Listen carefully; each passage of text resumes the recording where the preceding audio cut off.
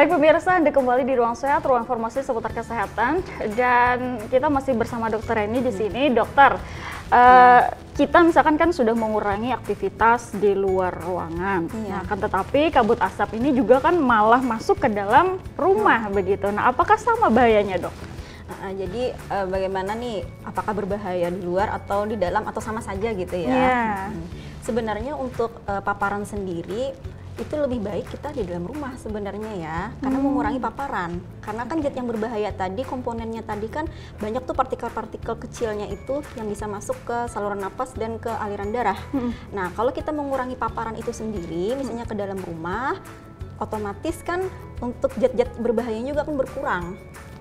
Kalau kita di luar rumah kan kabut asap yang tebal misalnya kita hirup terus menerus, nah itu akan berpengaruh nanti terhadap kesehatan tubuh juga. Jadi lebih baik kita di dalam rumah. Banyak juga sekarang pemerintah, misalnya ada kabut asap kan banyak tuh, jangan beraktivitas di luar rumah, kurangi misalnya kayak gitu ya. Lebih banyak di dalam rumah, seperti itu. Itu mengurangi paparannya, sehingga zat-zat yang berbahaya juga itu berkurang juga masuk ke dalam saluran pernapasan. Oke, berarti tidak berbahaya kalau kita di rumah ya, mengurangi paling tidak sih sebenarnya, mengurangi paparan itu, zat-zat yang berbahayanya itu. Oke, nah kalau kita pakai masker, Dok, nah apakah masker ini efektif, Dok, untuk mengurangi paparan kabut asap tadi, Dok? Jadi untuk masker itu sangat berpengaruh ya, sangat mengurangi juga. Oke, berpengaruh ya? Iya, berpengaruh itu.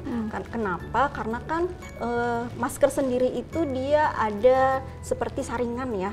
Biasanya kan ada tuh pakai masker ada kayak berapa saringan di dalamnya itu ya. Nah, itu kenapa jadinya kalau misalnya terpapar kabut asap, zat-zat yang berbahaya, misalnya partikel yang besar misalnya nih, dia tidak bisa masuk ke dalam saluran pernapasan karena terhalang dari masker tersebut karena ada saringannya. Tapi untuk yang zat-zat yang kecil mungkin ada sedikit masuk ya, cuma tidak terlalu banyak. Seperti itu. Jadi untuk yang partikel-partikel besar dia bisa tersaring akhirnya. Makanya disarankan biasanya kalau kabut asap bagi-bagi masker atau pakai masker ya biasanya kalau keluar rumah. Seperti itu. Oke, baik. Terakhir, Dok, kita minta pesan dari dokter bagaimana supaya bisa mengurangi resiko dampak kesehatan dari kabut asap selama periode kebakaran hutan. Jadi pesan saya untuk masyarakat untuk mengurangi gejala dari kabut asap sendiri itu yang pertama, kurangi aktivitas di luar rumah supaya kita mengurangi dari paparan kabut asap sendiri. Kemudian kalau keluar rumah itu pakai masker, minum air putih yang banyak.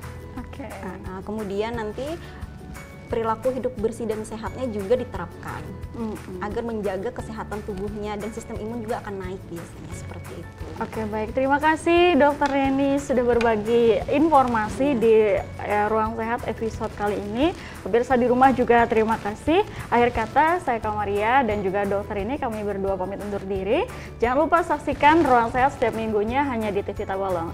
Kami pamit undur diri. Wassalamualaikum warahmatullahi wabarakatuh dan sampai jumpa. Salam sehat.